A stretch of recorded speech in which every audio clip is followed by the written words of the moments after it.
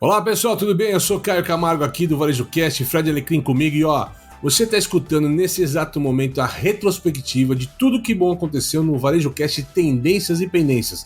Bora lá recapitular tudo que a gente falou ao longo deste ano. Você está no Varejo Cast. Este episódio do Varejo Cast é patrocinado por OneBeat, Sigam, PayPal. E realmente, assim, esse é um tema que me agrada demais, cara. Eu fui criado jogando videogames de N gerações, passamos aí, ainda jogo videogame com meus filhos ainda, quase que diariamente nessa história toda. Eu escrevi esse artigo, na verdade esse é um artigo que eu escrevi na época do metaverso. Não, eu não resisto nisso, né? Porque na época do metaverso parece que foi há 10 anos. Olha como as coisas passam, né? É verdade, cara, é verdade. É que é tanta coisa que a gente fala o tempo todo e acontece o tempo todo, que a gente já fala lá na época do metaverso, quando o metaverso era mato, né? Bom...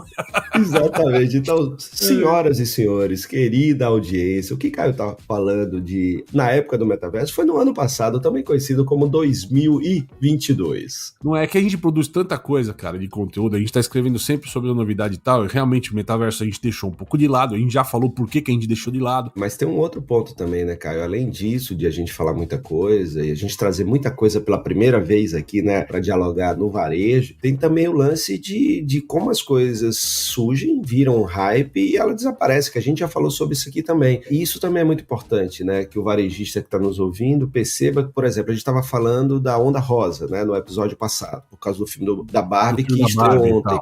O que acontece que é interessante? Fabiana, minha esposa, né, tá lá em Boa Vista, e ela me mandou um vídeo de um cliente dela de lá, né? Ela é especialista em salão de beleza e tal. E aí um pessoal que tem um estúdio de manicure, e eles mandando um vídeo, fazendo uma live com os clientes deles lá em Boa Vista. Eu achei super legal. Explicando a Onda Rosa, explicando por que lá eles não estão usando a marca Barbie, porque quem detém a cor para esmalte é uma marca chamada OPI, se eu não me engano. Ok.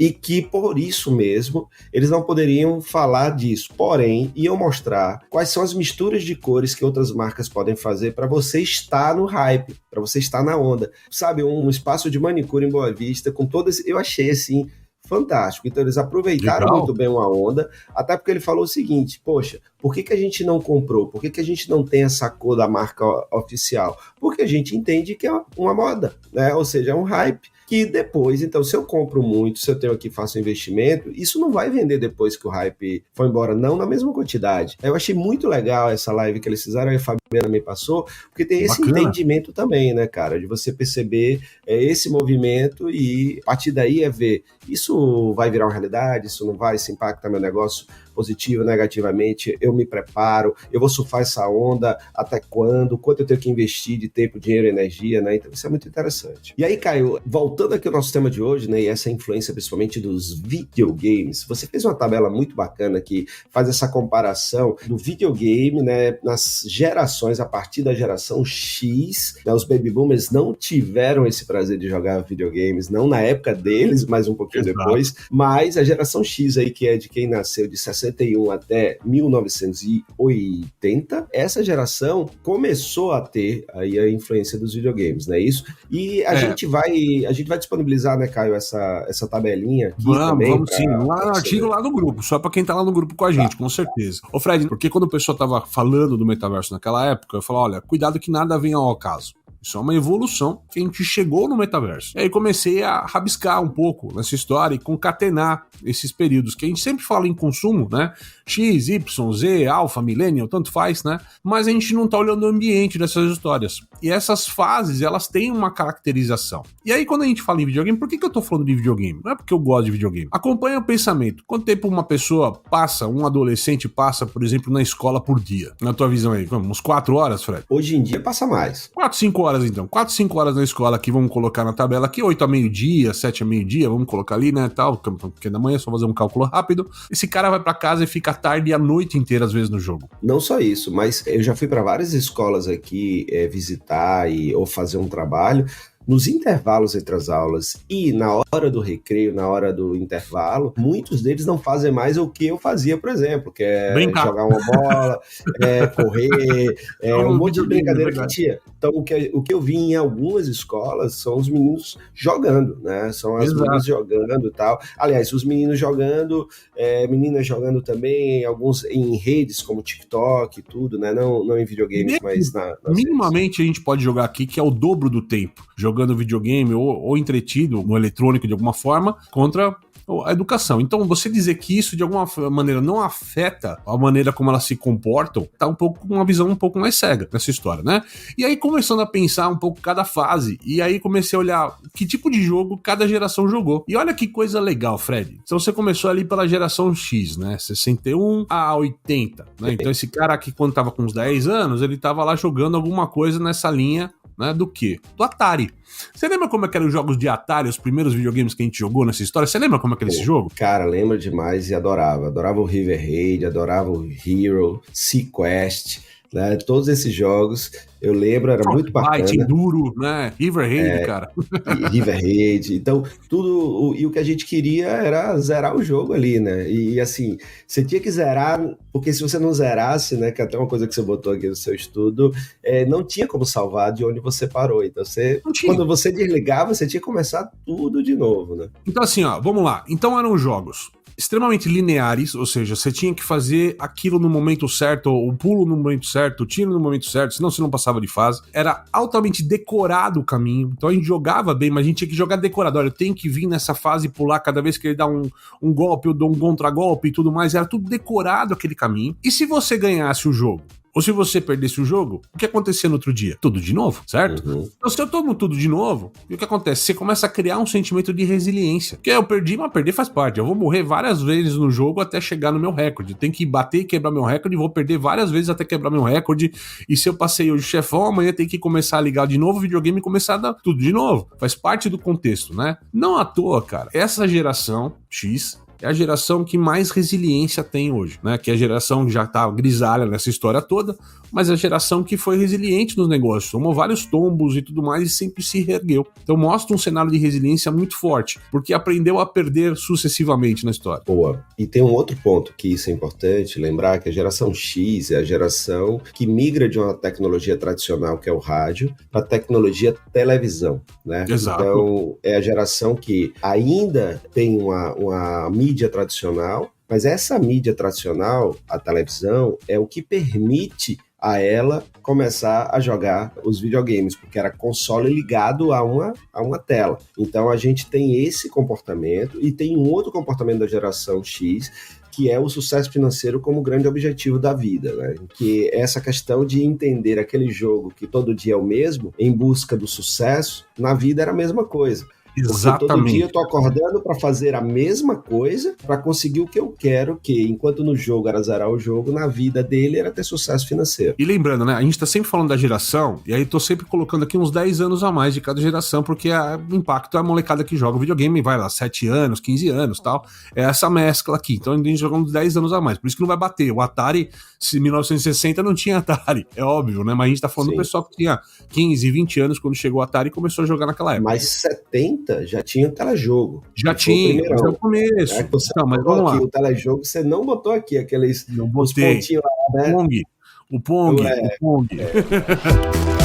A startup israelense OneBit possui uma tecnologia de gestão de estoques que alia Big Data e inteligência artificial para garantir um estoque mais enxuto e oferecer uma redução de até 70% nas rupturas de vendas. Isso é possível porque o seu sistema de otimização de supply chain possui algoritmos que monitoram o comportamento do consumidor nas lojas e no e-commerce e realiza predições sobre quantos e quais itens devem ser entregues em quais lojas. Saiba mais no link que está na nossa descrição.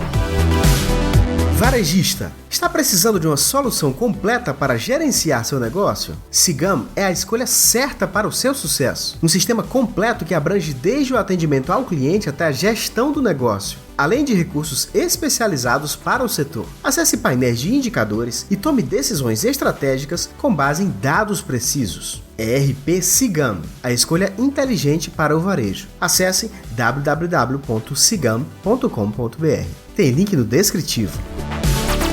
Quer encontrar compradores, aumentar a taxa de conversão do seu e-commerce e atingir novos mercados? Então você precisa conhecer a solução do PayPal para empresas. Torne a experiência de compra online mais rápida e eficiente. Permita que seus clientes estejam à frente das tendências do mercado e proteja seu negócio com uma solução mais segura e fácil de usar. Empresas e consumidores no mundo todo usam PayPal. São mais de 400 milhões de clientes ativos globalmente, em mais de 200 mercados, confiando em uma experiência de mais de 20 anos. PayPal, muito mais que uma carteira. Acesse o site www.paypal.com/br e descubra como o PayPal pode ajudar o seu negócio a crescer. Ah, e não esquece de mencionar que você ouviu a chamada aqui no Varejo Cast.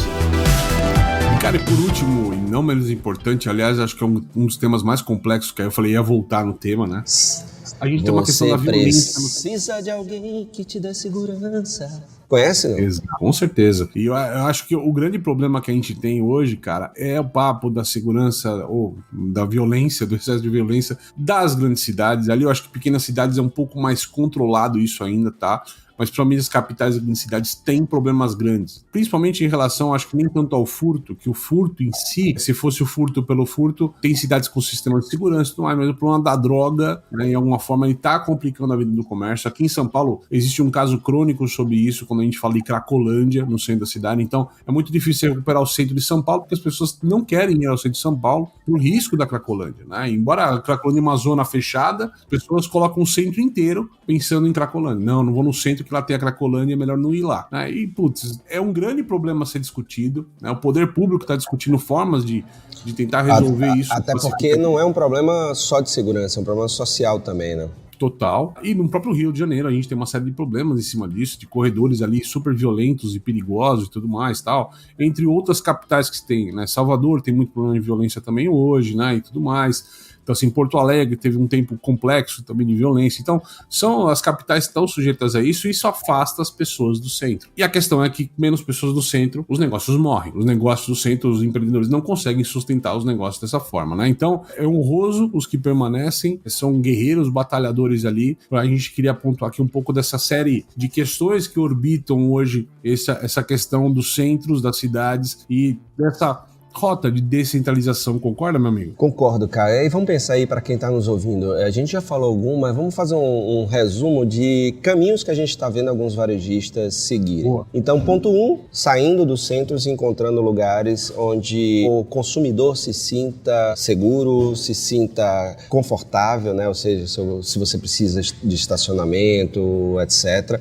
Ou se sinta bem porque é mais calmo, é um ambiente de descompressão, por exemplo, né? Cara, eu acho que é criar negócios com diferenciais de fato, né? Então, assim, por exemplo, a gente fala de centro de São Paulo, com toda a problemática que se tem, mas o restaurante hoje mais visitado do país, né? O mais famoso e um dos melhores do mundo, fica no centro hoje com a Casa do Porco, com filas de horas de espera no meio da região ali da Praça da República e tal. Então, isso mostra que mesmo com todos os problemas, é o que você falou, criando o motivo certo, as pessoas vão até lá. Mas assim, só mais um restaurante numa zona daquela lá não vai adiantar. Não é o PF que vai garantir o teu lugar ao sol, o prato feito. Outro ponto importante é você trabalhar, só um complemento em relação ao que você falou, que é a experiência desse cliente como um todo. Né? Então, você falou em dar um motivo, esse motivo não é apenas uma coisa, você precisa conhecer muito bem o que o seu cliente entende como valor, e esse valor é a vontade que ele vai ter de sair de casa e ir até o seu negócio, aonde quer que o seu negócio esteja. Verdade. Então, seja como você falou na Casa do Porco,